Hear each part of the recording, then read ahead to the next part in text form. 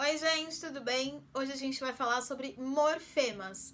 Quem são os morfemas? Os morfemas são as menores unidades significativas que existem em cada palavra. Em outras palavras, para ficar um pouquinho mais fácil, os fonemas são cada pedacinho que a gente vai unindo um ao outro e aí no final a gente forma uma palavra. Existem 3 tipos de fonemas: os fonemas lexicais, os fonemas derivacionais e os fonemas flexionais.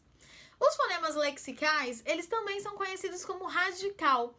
Quem é o radical? O radical é aquela parte da palavra, então é aquele morfema da palavra, o pedacinho da palavra que contém o maior significado naquela palavra.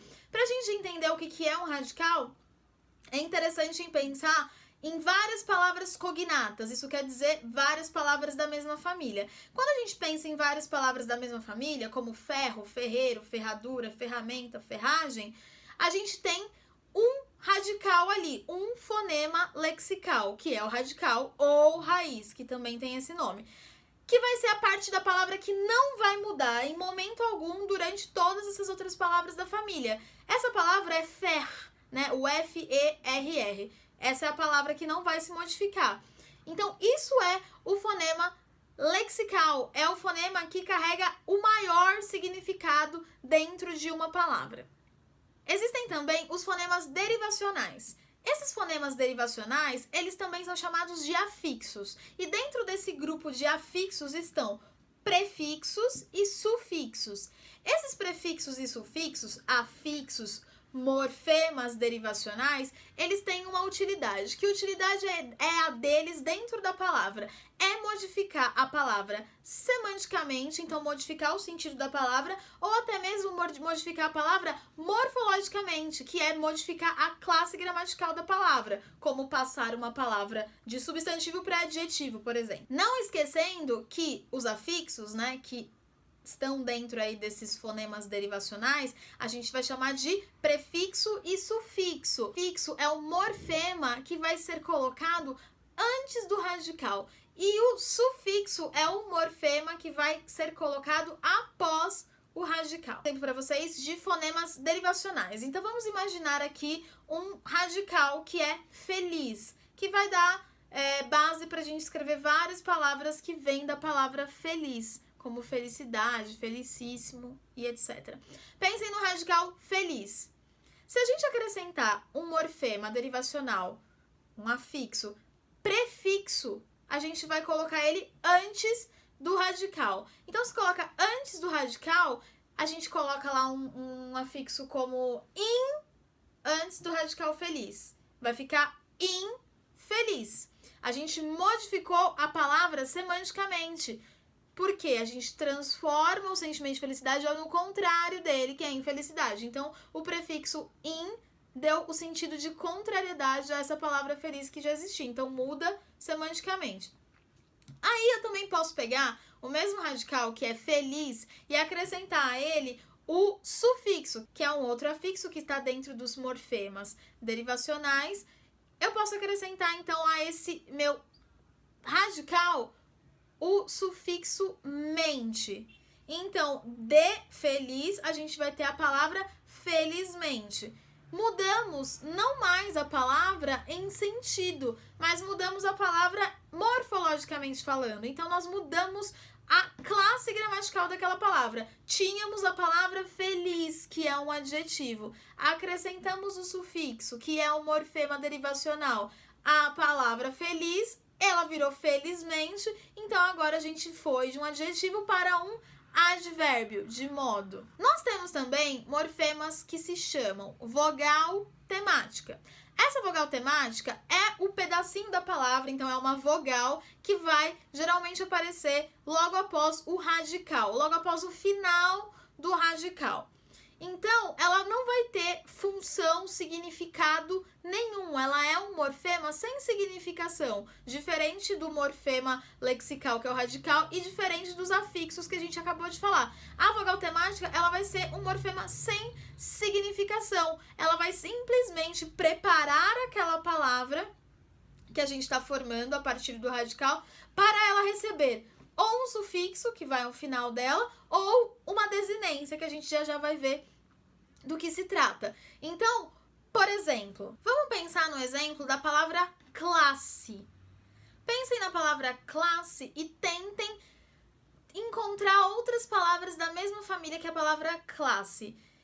Classificar, desclassificar, classificados, classista, várias palavras. Qual é o radical dessa palavra? Class. Como é que eu prepararia essa palavra para receber um S, para indicar plural, que é uma desinência de plural que a gente vai falar daqui a pouco? Como eu faria para ela receber esse S se por acaso eu não colocasse uma vogal temática depois do class, que é a vogal temática E? E aí vai ficar classe. Pronto, eu tenho aquele E agora, eu preparei aquela palavra para receber um S depois do E, para a gente poder falar classes e indicar o plural, né, desse substantivo classe que a gente está formando. As vogais temáticas, elas podem ser nominais, que são vogais temáticas que encerram, né, que fecham os radicais de nomes, substantivos e adjetivos. E também nós temos as vogais temáticas verbais, que são as vogais temáticas que indicam a conjugação a qual aquele verbo vai pertencer. Então, se o verbo for amar e nós formos conjugá-lo, a gente vai ter amo, amas, ama, amamos, amais, amam, conjugando em todas as pessoas. Qual é a parte que não muda? A parte que não muda é o am. E aí a gente coloca aquele A no final dele, claramente para ele receber outras modificações depois do A, mas também esse A vai indicar que esse verbo pertence à primeira conjugação. Assim como o E, né, fechando os radicais dos verbos, vai indicar que aqueles verbos pertencem à segunda conjugação. O I, fechando os radicais do verbo, ele vai indicar que aquele verbo pertence à terceira conjugação. E a junção do morfema lexical, que é o radical, mais a vogal temática, vai formar uma coisa chamada tema. Então, o tema é uma combinação de morfemas, radical e vogal temática. As desinências também são morfemas que vão ser acrescentados às palavras para a gente poder formá-las. Desinências podem ser divididas em dois tipos. Desinências nominais, que são desinências aplicadas a nomes, como substantivos e adjetivos, como a gente já falou aqui. E as desinências verbais, que são as desinências aplicadas a verbos. As desinências nominais, elas são desinências que indicam número e gênero. Desinência que indica número, muito fácil. O S, ao final das palavras, ele geralmente vai ser uma desinência que vai significar número, claramente quando a gente quiser indicar a quantidade nas nossas palavras. Então, eu vou pegar aquele mesmo exemplo da palavra classe, que eu precisei colocar a vogal temática E para fechar o radical, e vou acrescentar depois desse E um S, vai ficar classes. Esse S é uma desinência de número acrescentada ali a um substantivo que é classe. Então, ao invés de ter uma classe, eu tenho mais de uma depois que eu acrescento essa desinência. Também vão existir as desinências de gênero, que vão indicar se aquela palavra é feminina ou masculina. Geralmente, a gente reconhece a palavra feminina ou masculina pelo uso da letra O ou da letra A, certo? Desses sons vogais O e A. Só que a gente também não pode pensar que masculino e feminino na língua portuguesa vai ser definido simplesmente só por conta disso. Então, assim, pensamos no basicão. Menino e menina. O radical dessas palavras é menin, certo? Sem o O e sem o A. Quando eu acrescento uma desinência, ali, aquele radical, eu coloco uma desinência de gênero, ou eu sei que aquela palavra é masculina. Se eu coloco uma desinência de gênero A, aí eu descubro que aquela palavra é feminina, certo? Percebam que a palavra menino ou menina não precisa de vogal temática para receber uma desinência na sequência. E aí a gente já pode perceber que a vogal temática não é uma coisa que aparece sempre em todas as palavras. Ela aparece só quando a palavra precisa ser preparada para receber uma desinência ou alguma outra coisa, um afixo ali no final dela. E também a gente vai ter palavras que vão ter um conceito aí de desinência zero. O que é a desinência zero? Vamos pegar a palavra cantor para a gente entender o que é a desinência zero. Quando eu tenho a palavra cantor, eu sei que essa palavra é uma palavra de gênero masculino. Para eu transformar essa palavra em gênero feminino, eu acrescento a desinência A de gênero, uma desinência nominal de gênero A.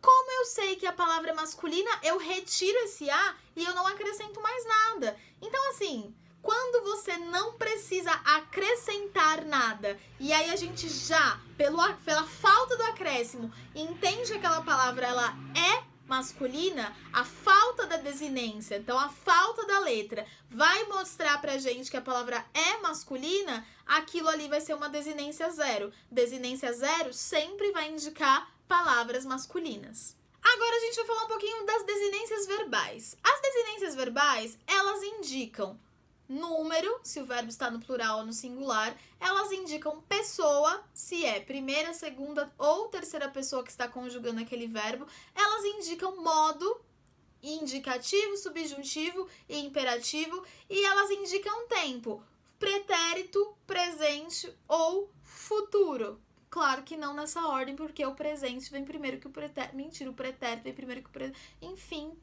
Enfim. Pra gente entender um pouquinho de desinência, eu vou usar um exemplo de desinência aqui com vocês, que vai ser do verbo amar. Vamos encontrar as desinências dentro do verbo amar.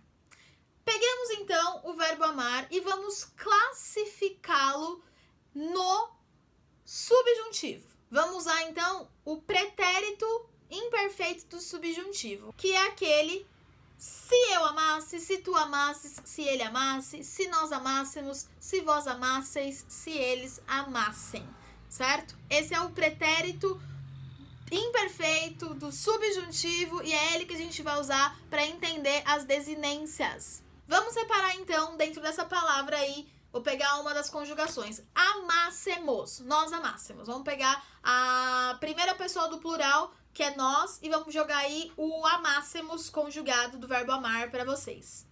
Então, pegou o verbo amássemos. Vamos separar o radical, que é Separou o radical. Agora a gente vai ver a vogal temática, que é a vogal que indica que conjugação que aquele verbo pertence. A. Então, radical. A vogal temática, a junção dos dois dá o tema, certo? Esse C que tem aí, esse SSE, ele vai ser uma desinência modo temporal. Ele vai indicar pra gente, então, que somente nos verbos deste modo, que é o modo subjuntivo, nós teremos os verbos com esse SSE. Então, em outros modos, a gente não vai ter verbos conjugados onde aparece esse SSE. Então, aí a gente vê que é uma desinência verbal modo temporal, porque além de indicar que só existem verbos conjugados com SSE no subjuntivo, ela também está nos indicando que no subjuntivo, os verbos que têm SSE vão estar conjugados no pretérito imperfeito. Então, aí a gente vai dividir as desinências verbais em modo temporais, que são essas que eu acabei de mostrar para vocês, e número pessoais, que são as que a gente vai ver agora. Lá no verbo amássemos, a gente já descobriu que radical, a vogal temática. Mais a vira o tema. SSE, que é o C, é a desinência modo temporal, que indica o modo e o tempo que aquele verbo está conjugado. E sobrou o mos. O mos vai indicar, primeiro, que aquele verbo está no plural. E segundo, que aquele verbo está no plural, né? Tem um Szinho lá no final. Que ele está no plural conjugado na primeira pessoa do plural, que é o nós. Não tem como você falar tu amássemos. Não tem como falar isso. Então, só dá pra dizer nós amássemos. Se só dá pra dizer nós amássemos, tô me sentindo Inês Brasil. Enfim, só dá pra dizer que nós amássemos, se nós amássemos, isso quer dizer que esse mos, no final, ele vai indicar o número, plural singular, e a pessoa que está conjugando aquele verbo, que nesse caso vai ser a primeira do plural, que é nós. Então, nós percebemos aí uma desinência número pessoal. E por fim, a gente vai ter as vogais e consoantes de ligação. Diferente das vogais temáticas, que são usadas para que a palavra, que o radical esteja pronto para receber alguma desinência ou algum afixo, as vogais e as consoantes de ligação, elas servem simplesmente para que entre o radical e o afixo ou a desinência que vai vir depois dele, a gente consiga melhorar a nossa pronúncia. Então, que a gente consiga facilitar a nossa pronúncia na hora de falar aquela palavra. A gente pode citar a palavra chaleira, que tem o radical chá e tem o sufixo eira. E aí ficaria chaeira, ficaria uma palavra estranha, com um monte de vogais uma atrás da outra. E aí a gente coloca essa consoante L de ligação para poder facilitar a pronúncia dessa palavra. Então vai ficar chaleira, né?